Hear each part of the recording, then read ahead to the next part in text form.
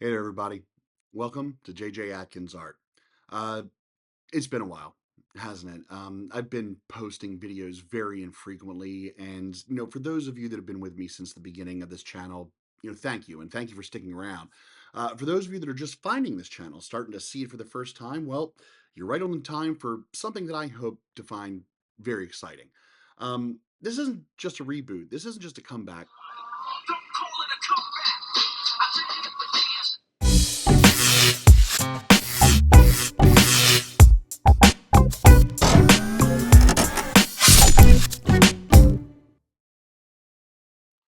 Okay, so I'm not going to bore you with a bunch of silly little details. I'm just going to say that life happens, some tragedy, some good stuff. Things get busy with work and family and etc. And unfortunately, something's going to get put to the side. But here's the reality of the situation. Why am I rebooting the channel? Well, I've been asking myself about this for a little bit of time, and the answer that I just kind of keep coming back to is that this is about unfinished business. This channel represents something that I just kind of let go of, I think, too soon. And it's something that I'm just not ready to give up on, but that doesn't mean it can't go in a slightly different direction. The thing is, I love drawing. I'm always drawing, but it's not really the only thing I kind of dip my fingers into. I've got a lot of hobbies, and sometimes drawing does take a backseat temporarily. And when I don't have a whole bunch of art to post, suddenly I don't have a lot of content to post. And that's where the reboot comes in. So the thing is that the older I get, the more I'm just kind of realizing that it's okay to not be perfect at everything. And the content that I put up doesn't have to be in some sort of a final form or else. This channel isn't really about showing off a perfect portfolio. It's about showing a bit of a journey. And that's really kind of the thing is that I'm not a professional artist. I'm not classically trained, and I'm not trained in anything that I'm about to start showing off on this channel. This is stuff I learned by trial and error and figuring it out on my own, and to some degree, pulling up certain YouTube channels that help me learn a little bit faster. But that's kind of the point, right? There's some drawing that I do, but there's also some music that I play, or maybe sometimes I want to write something, or kind of speak to an essay about something I feel passionate about. I dab my fingers in all these sorts of things. And then there's also my job to speak to. My job doesn't really get involved in this channel very often, but the reality is that my job is a creative outlet. I work a lot with PowerPoint animation and things like that, and that has a space on this channel too. Now, I'll try to keep things organized. I'll organize things into playlists to make it a little bit easier to find the content that you as the audience may be looking for. But, one of the things they really kind of tell you when you start a YouTube channel is to really hone in on a niche and make it specific and don't be all over the place. And well, that's really where I've struggled is that in honing in on one little thing, it's the thing that just doesn't grab my attention and hold it forever. I like art, I like music, but I like a lot of stuff in between, and all those things relate somewhat, and so I'm going to include them all. And it won't necessarily be the perfect version or the perfect finalized version of everything, but I am going to start publishing more content. And the stuff that you like, that you comment on, that you interact with, well, maybe that's the stuff I can come back to and make it a little bit more perfect. So what I thought we'd do with the remainder of time on this video is take a little blast in the past. I'm going to do something that just about I think every art channel does at some point or another, which is to pull out the old sketch pad and do a little bit of a sketch pad tour. I've got a few of them that kind of go back to really a much younger man. So let's go ahead and take a look. I'll adjust some camera angles here, and we'll get started.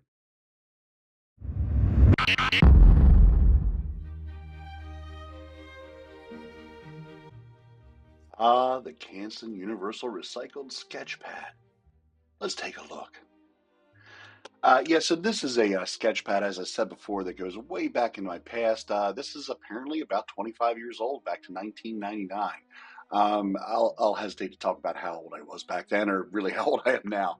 This probably stands to reason considering some of the other content on my channel, but I have always been kind of fascinated with drawing faces and just people in general. When I was a teenager in high school, I did this deep dive into anatomy based off of my love of seeing really good comic book artists. None of these people are necessarily real, just an attempt to do some character creation. Although this particular piece actually is kind of like a fan art from J. Scott Campbell and his Danger Girl series. Now here we're fast forwarding into 2002, and at this point, I was working at a bar. And this is the great thing about kind of looking back at my old sketch pads is that They actually kind of work like journals. I can remember where I was, what I was doing, just depending on the art I was doing at the time. This also coincides with some fan art of one of my favorite comic books, The Sandman. That's a Morpheus sketch, and you'll probably see more of those coming a little bit later.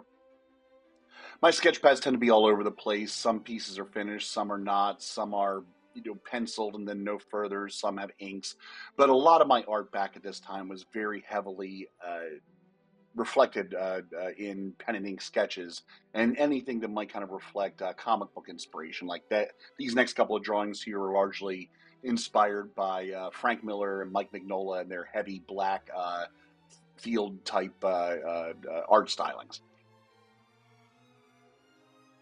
This is dated 2003, so this is when I was working in a bar. That was kind of like a self-portrait, and then at the time, I think I was reading this book. I don't really quite remember, but I found this quote to be relevant to whatever was in my head at that time. We'll call it that.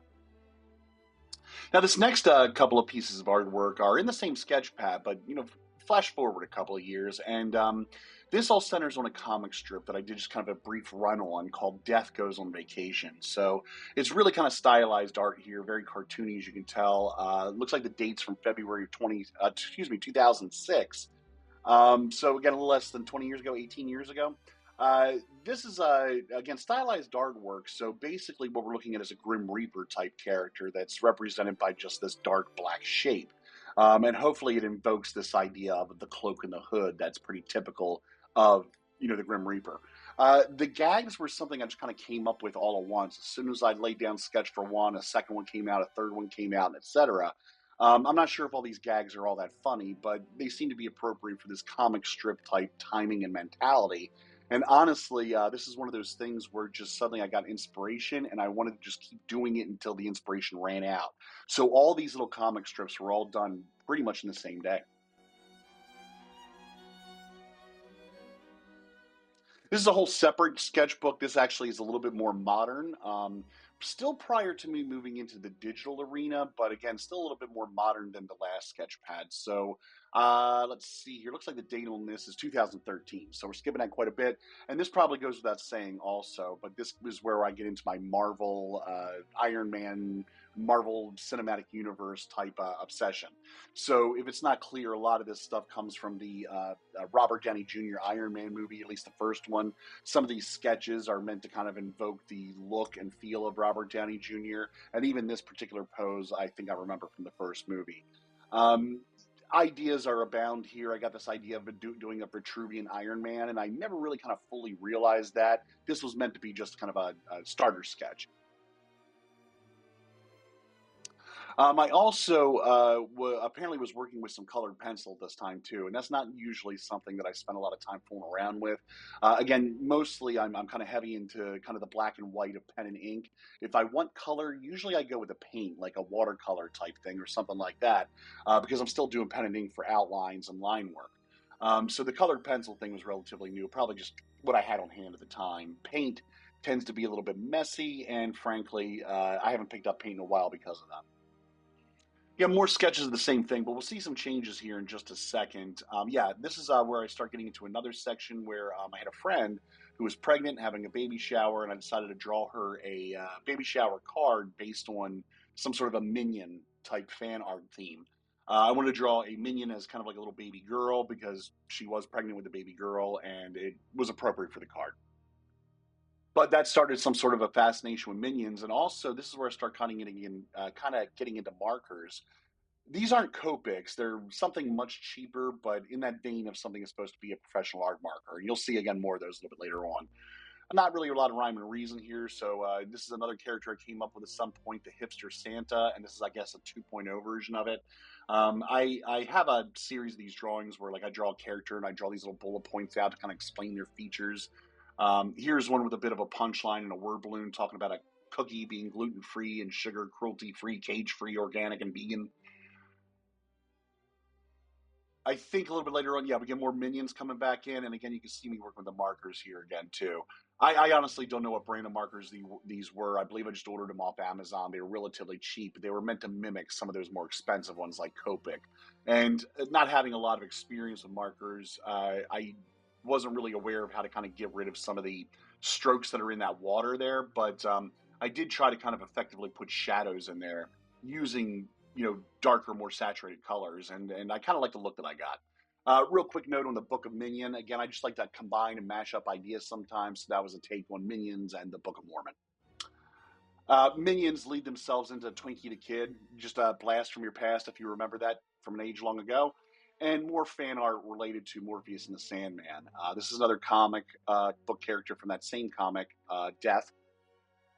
And this is all, if you're familiar with the comic book, you know this already, but if you're not familiar, the Sandman is about 7 people that are in a family together. I'll leave it at that, but this is a group shot of what they look like. Now, as we move on here, there's a picture of Poe. I'm going to come back and revisit this a little bit later because this is a great example of how you can develop over time. I've got a more recent version of Poe that I did. It looks much better, and I will show that off in a future video. In the meantime, just a couple of other drawings here. I got a nice little raven going here, and I really like this one. Actually, I'm not sure. I haven't really decided yet, but this one might be the one that makes it to my thumbnail. I guess we'll see. Again, 2015 on the date there, so we're still taking a look at artwork that is roughly 10 years old, and just prior to my switch over into digital art, which we'll explore a little bit later. Looks like, I think this might be the last one here. This is just a couple of rough sketches of Snoopy. Just something I was doing while I was on vacation one day and trying to kill a bit of time. So I hope you like what you saw here. If you haven't done so already, comment, like, share. Thanks for your time. Hope to see you again. I'll have another video soon.